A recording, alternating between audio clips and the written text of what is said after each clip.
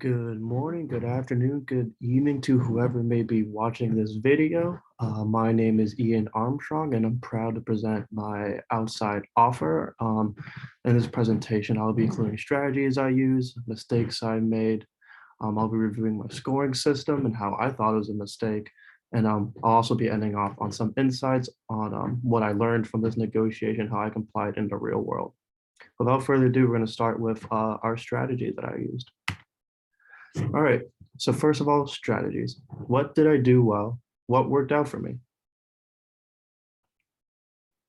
All right. So one of the first strategies I used within this negotiation were to share my interest, and more specifically, my underlying interest. So the reason why I thought this strategy would be very beneficial in this negotiation is, first of all, this is our second negotiation between these two parties. And my interests have radically shifted since our last negotiation. During our first negotiation, I had a greater emphasis on monetary gain. However, my description of my role highlighted that my values are leaning more towards life and convenience rather than those monetary gains. And for anyone who played my role, you would know that includes location and vacation time. So the pretty big picture here is that my interests have shifted completely since our last negotiation. And to make sure I can get what I want to make sure I make those interests clear, because otherwise he could assume that my interests have stayed stagnant. Furthermore, by sharing my underlying interests, I increase the probability of having a win-win situation for both of these parties, including myself. This is important because yet again, we are colleagues, we work together. He was the individual who hired me, and trust and kind of being able to work off each other and to work for each other is important, especially when negotiations revolve around relationships and reputation a lot of the time. I was also hoping that by disclosing my underlying interest, I would be able to obtain a more favorable slice of the pie. And this was also to provide rationale for my demands and first offer later on in the negotiation. And without further ado, I'll play the clip. We're moving out, or she's moving out to Geneva, Switzerland. She actually has a great job with the UN right now. Furthermore, she's my fiance, and I also now plan to, hopefully start a family with her. So life is moving pretty fast right now. I'm extremely excited for what it brings me. But I also think it's important to note that there's some things I'd like to work out with you. All right. So pretty much what I did there, I just gave him a little snapshot of where my life is right now. I mentioned, I've now have a fiance. She's moving to Geneva, Switzerland. She has a great job. It pays well with the UN.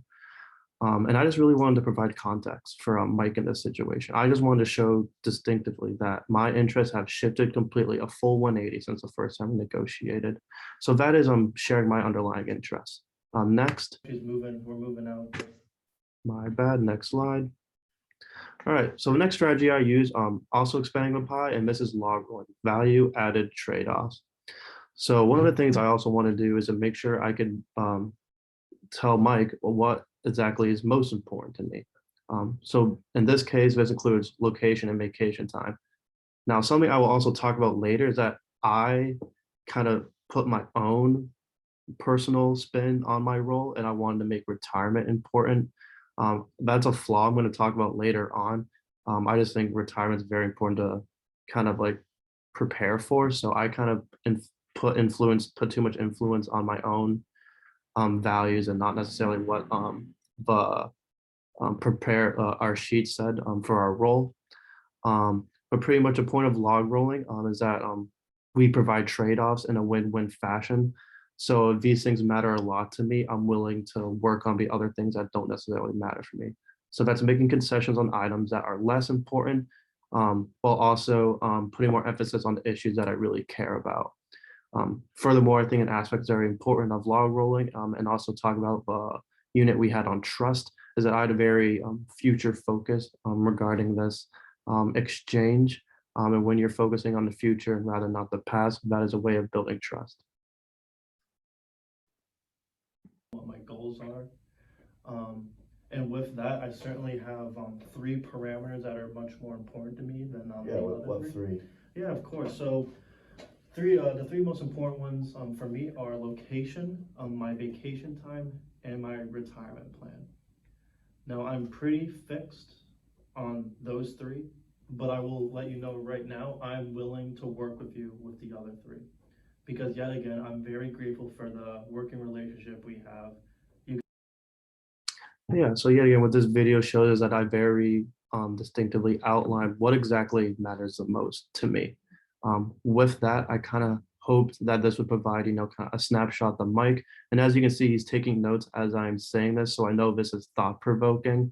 And yet again, the goal of this, is to build trust, to know that I'm here to work with you. This isn't, I'm not trying to beat you out in this situation. Um, but yet again, I think I want to just provide context that I am willing to work. This isn't all about me. It's certainly not all about you. I want to work for both of us right now. And that was my big takeaway of log rolling. What my goals are. So next, another strategy I use were the calibrated questions, as we learned from Voss this semester. So these calibrated questions are, often come in the form of a how or what questions. So often these are used to influence a power dynamic in a given negotiation. I use these, this is just one example, this video is going to be one example of a calibrated question and response I got. However, I used them throughout my negotiation. And I wanted to see from my counterparty's perspective if their interests have shifted at all, or if it has, whether it has or hasn't, where is it currently? And what this also does for me is that the listener has control and I have more leverage as it's the counterparty that's kind of sharing me the information. There's not so much of a priority on that. Tell me, what are you really fixed on other than location? What is something you don't have a lot of wiggle room on? Location and retirement. What is your proposed retirement plan for me? What is yours? Well, I can tell you, I'm someone who personally would like stock option. I'm young. It's cool, we can agree on that. You like you. Prefer giving you a stock option. How much percent are you willing to match to my? Yeah, so as you can see in this question, in this exchange, we're talking about our retirement plan, which is, as I'll talk about later, and I already talked about, I put a lot of weight on, and not really a justified weight. Yet again, that was influencing, and I was putting my own personal desires in a role that didn't really outline a heavy emphasis on retirement. But pretty much, I just wanted to seek out where Mike's head at was in this situation. I just wanted to gain more context, and I wanted to see if, given the context I was given, if I had any leverage that I could work with. And I did end up getting the retirement plan I did want, so that was a great outcome out of this. So I really do enjoy all of Voss's methods that we learned throughout this semester, and calibrated questions is certainly one I'll be taking forward. All right, so now I'm going to talk about the mistakes. What did I do wrong? What didn't work out for me? So first and foremost, my scoring system.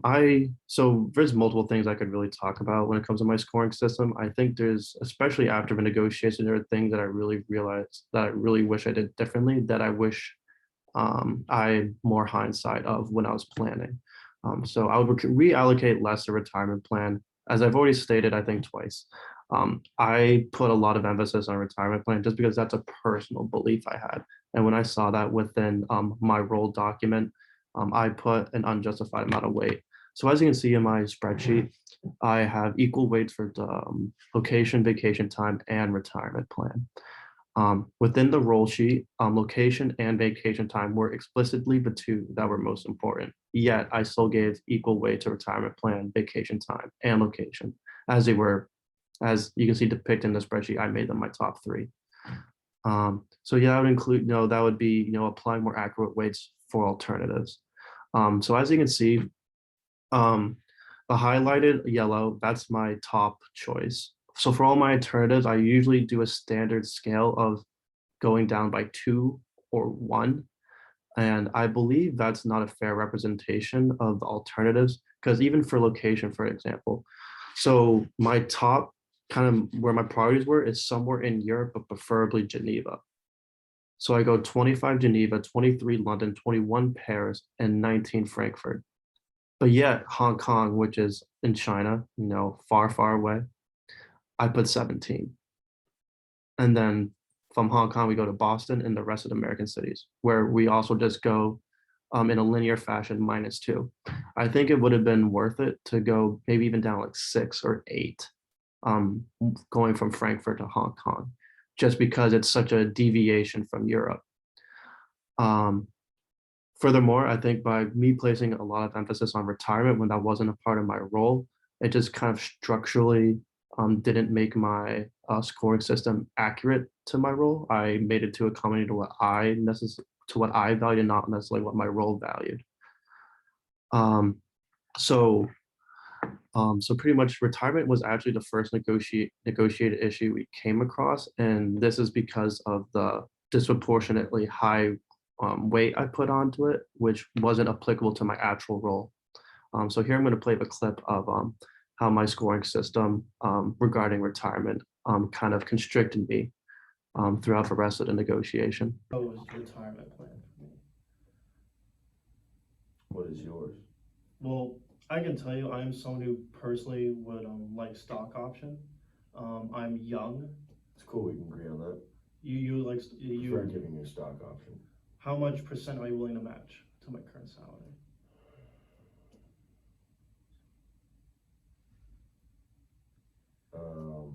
Yeah, if we go with the stock options, that would